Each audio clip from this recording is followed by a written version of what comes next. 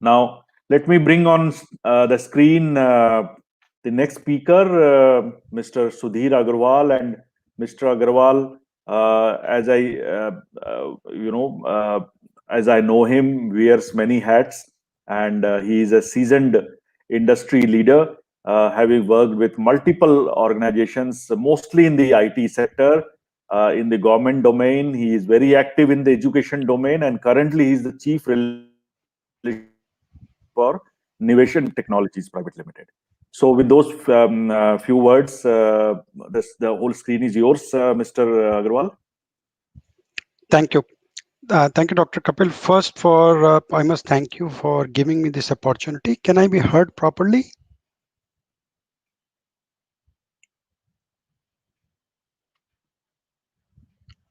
Dr. Kapil, can I be heard properly? Yes, sir, we can hear you. Thank you. So, on education, I think I will make two interventions. One, COVID has actually brought the whole world on a different platform, and all stakeholders have started to look at various digital options. My only word of caution is that whatever we have done rightly during COVID by all stakeholders in the space of education, that is really phenomenal. But I hope that does not become the norm, and I'll tell you why. Because this has been done hurriedly with the available resources, available infrastructure, and which is rightly has been done. But I hope this does not become a norm. Dr. Kapil, I will not elaborate more on this because that itself will be a topic for at least 15-20 minutes minimum chat. So I will move to my next point. This is an intervention I am making. My next point is the new education policy. So I have been advocating this for a while on various platforms that education traditionally and till now has been led, controlled, and I'll be a little vocal. So I hope no offense to any fraternity, any community, but I'll be little straight and little vocal in what I'll be saying, with due respect to everyone in the ecosystem. So I've been talking for a while two concepts. One, that I think is a time that we should bring the demand side of education in the midst of everything. Currently, and very, I think with the decent understanding, I can say, currently, the education system is primarily driven by the supply side. That is the academia, that is the academic institutions, and a bit of government. I think it's the time now to bring industry in the center and work around that. So, what do I mean by this? Basically, I think we have to start looking at education as a subject. That what does industry want? What do they want? Do they really require somebody to go through the entire book of physics? Do they really require somebody to go through the full book of chemistry, biology, or any other subject for that matter? Especially if I'm looking at a professional, let's say in the area of digital marketing.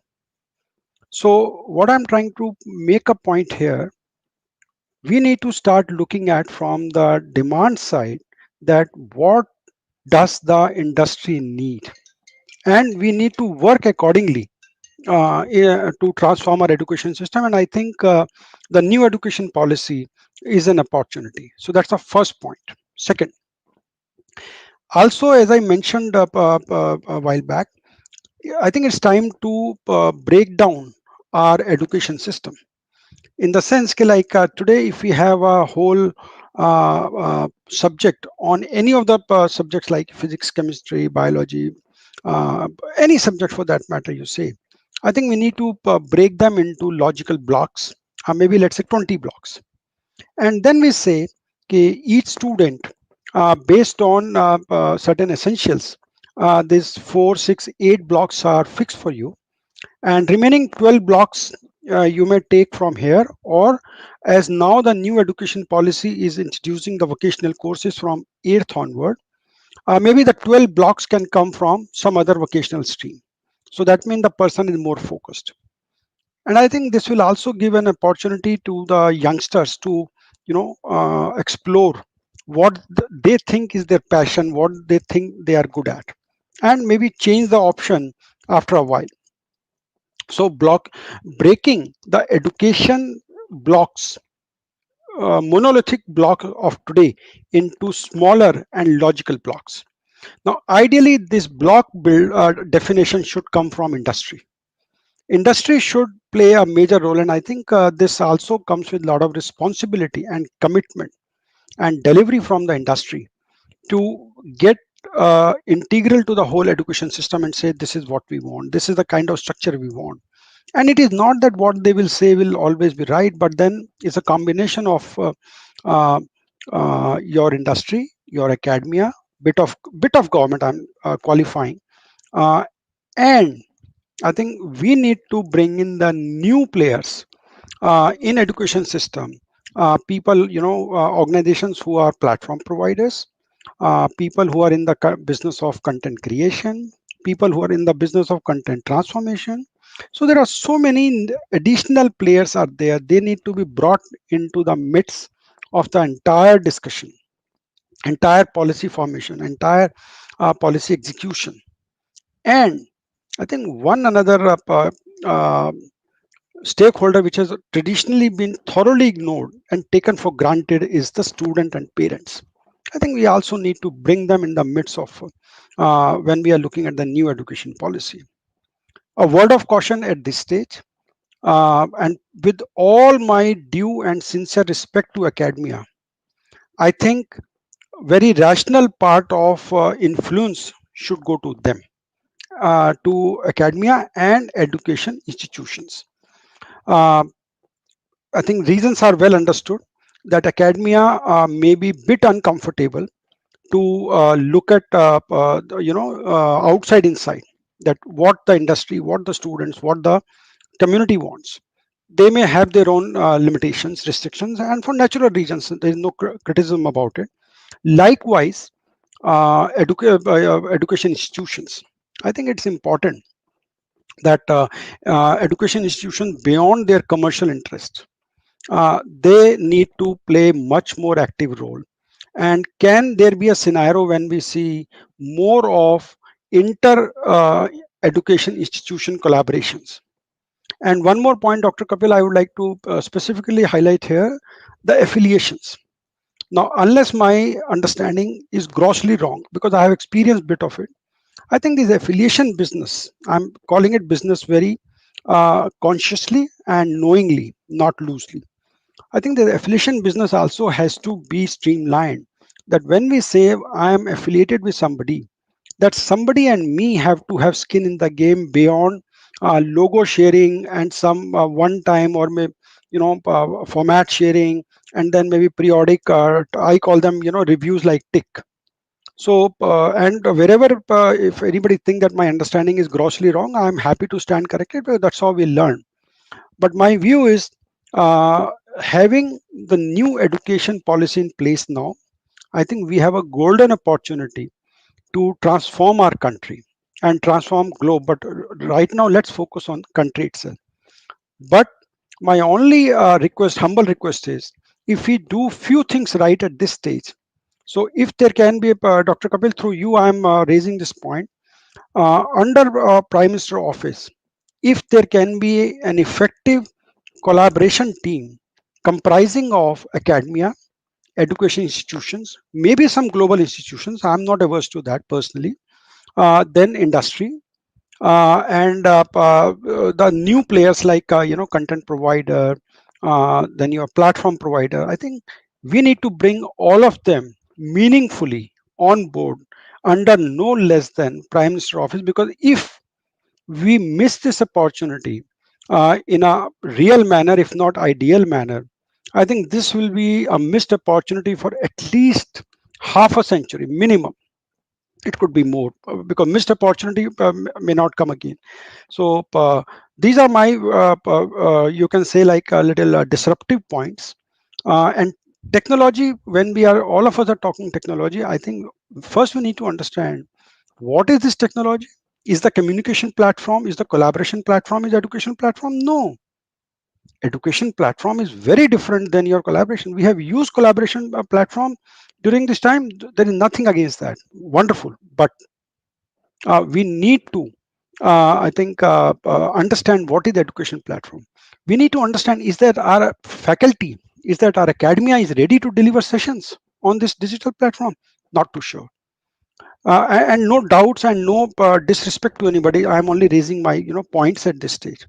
And how to bring students, enable them. And one more thing, last thing, Dr. Kapil, I'll say and then I'll stop here. I think somewhere it's a very aggressive statement I'm making, I know.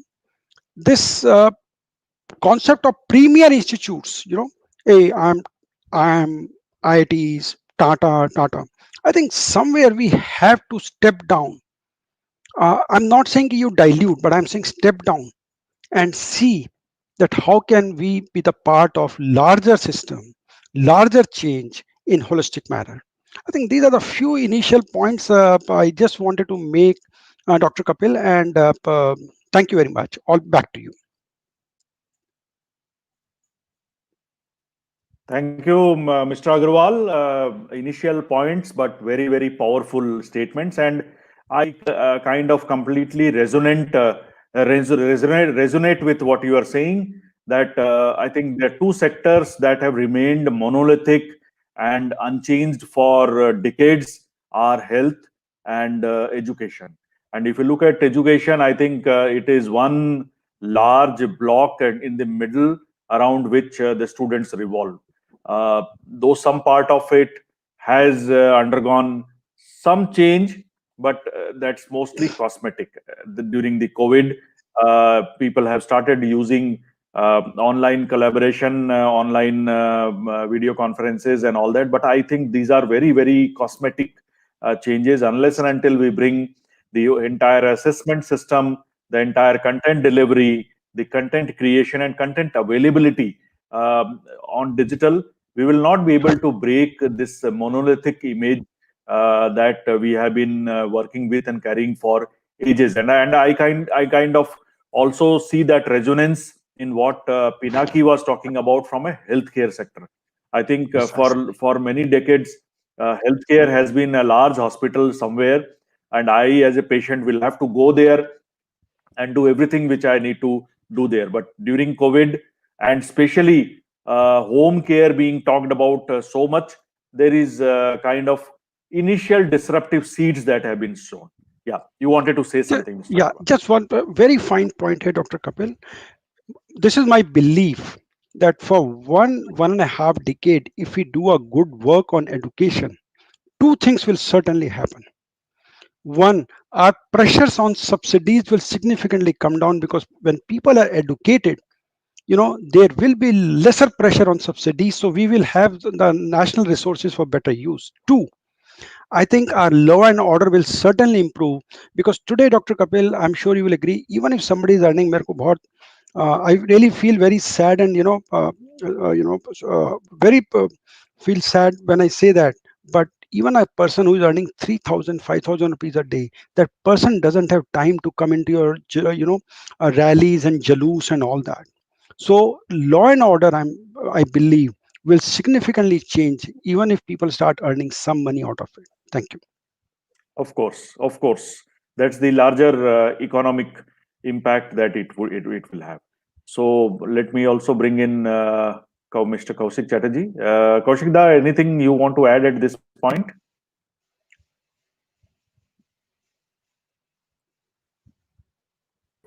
You'll have to unmute. Yeah. Yeah. No, I'm liking this discussion. I think from digital transformation now. Actually, we are hinting at more on the disruption, and I think somebody commented that disruption is the new normal. And I agree to what Pinaki and Sudhir has been saying. Uh, I have been speaking to a few leaders, and I mean, one thing that is clearly coming out is everybody is saying, boss, opportunities like this, they're very capitalized in nature. Very few can get benefited, uh, and so because when there's a disaster, it's pervasive. The whole world has been a great leveler. But are we really using digital technology, riding on that, bringing them not just as an enabler, but seating them in, and really instead of just giving the benefit of this opportunity to a few, basically to spread across the goodness. And I think that's what Pinaki's healthcare and Sudhir's education, part of it.